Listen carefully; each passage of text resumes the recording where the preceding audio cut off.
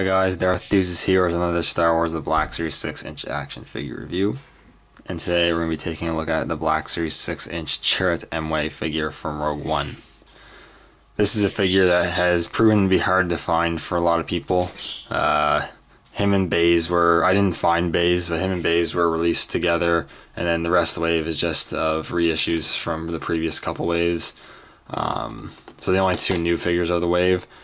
Chirrut was that easily probably one of my favorite characters of the little rebel squadron there that they had. He probably tied between like K2 for being my favorite. They were all good, but I like Chirrut a lot.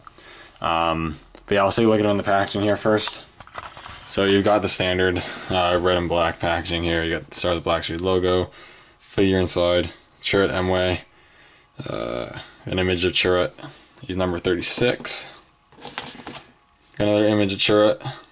And then Chirrut Imwe, a really brief bio here, says, deeply spiritual, Chirrut Imwe believes all living things are connected through the Force. Though he lacks Force abilities, his sightless eyes do not prevent him from being a highly skilled warrior monk. So, pretty cool, but I'll get him out of the packaging and we'll take a closer look at the figure. Now I got Chirrut out of the packaging. This is a pretty cool figure. There's a lot of stuff I like about this figure. Definitely a pretty nice addition to the Black Series 6-inch collection. I do have a few little gripes about it, but for the most part, it's pretty good. So taking a look here, actually let me pick up the camera a second. Zooming on the head sculpt here. I think the head sculpt's pretty good. I think it's got a pretty good likeness to Donnie Yen, the actor who played the character. His eyes are painted nicely to give the blind look. The eyebrows could have been painted a little better because this eyebrow wasn't painted fully in, so that's a little unfortunate. The hair itself sculpted nicely, painted nicely. Looks pretty good. The expression's pretty good. On the rest of the figure here, you got the torso here, you got the clothing, which is nicely sculpted, and you got the white bandolier kind of thing. Just painted nicely and sculpted nicely. You got this box thing that's on his belt or whatever sculpted on here. You got the red paint apps and silver and whites. Looks pretty good. The bandolier actually pegs in on his back via peg and hole right here, which likes to come out a lot, as you can see. I have it in there right now, but for some reason it likes to come undone a lot, so it's just a little weird. I don't even know why they bothered. You got a sculpted cape, which looks good. It's sculpted nicely, but it's one of the little gripes I have. It's so long that if you spread his legs out too far, he'll just end up being he just leans on it. So getting more dynamic poses might be a little difficult. At the same time, and it's also nice because you don't have to worry about him being unstable when he's standing, because the cape will also just keep him upright, which is kind of funny and useful at times. But yeah, that is something to be wary about. Another thing is that his top half is all plastic, but on the bottom you got a lot of soft goods. The translation between the plastic and soft goods actually isn't too bad, but it still looks a little off. That being said, Chirrut is quite a dynamic character when moving around, so I'd rather have the leg movement, the soft goods for the leg movement, rather than have a sculpted skirt, because then that would allow for a lot less movement. So it's not a huge deal. The soft goods themselves are pretty nice. They're made of a nice material. You've got the red sort of line going down. You got this layer, then the layer below is a lighter red, which is really cool. I would be careful just fraying a little bit. I just took out the packaging, it's already looking like that, so I just be careful with it. You got these two strands of fabric that just kind of hang out, I guess. Got some pretty simple pants, but they're sculpted really nicely. And you got the shoes here, which do have that sort of monk look, which is pretty cool. Forearm here, you got like the armor or whatever he's wearing. You got some red paint apps and whatnot. Looks pretty good.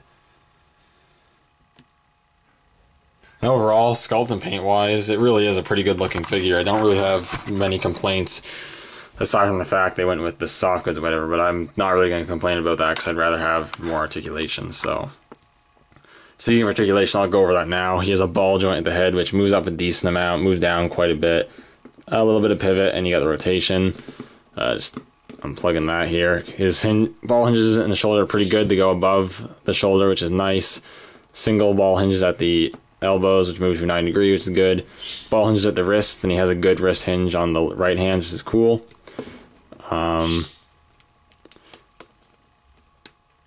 ball joint at the torso, but it's pretty stiff. You're not getting much up and down movement.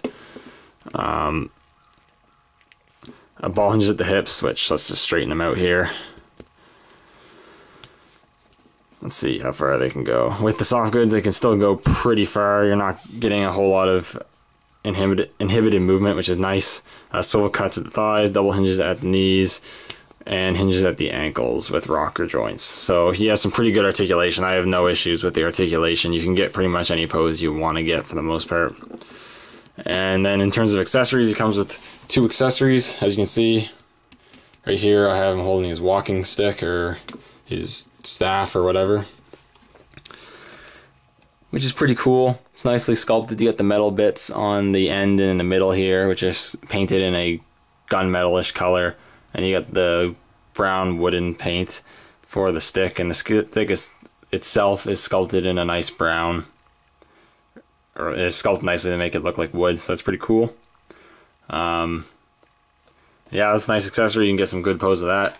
He also comes with his gun, his blaster thing, more like a cannon if anything, but yeah, it comes with that. It's sculpted really nicely,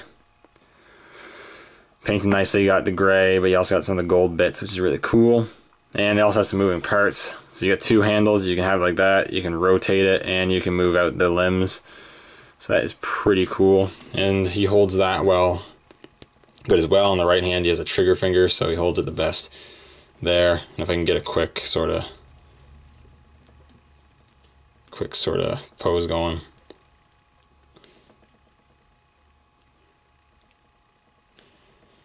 Oh geez, there we go.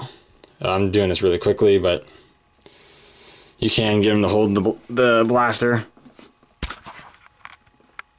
so that's pretty cool as well. It looks really good holding that too. So yeah, I mean, overall I think this is a really good figure. I have no major complaints with it. I think it's a really great addition to the Rogue One roster of figures that they've added the Black Series 6-inch line. So if you're collecting the Rogue One figures from the Black Series 6-inch line, I highly recommend picking this guy up, especially the fact he is pretty hard to find. So if you do see him in stores, you're definitely going to want to pick him up because you might not get another chance to. Anyways, yeah, definitely pick this guy up. Let me know what you think in the comments below. Thank you guys so much for watching, and may the Force be with you.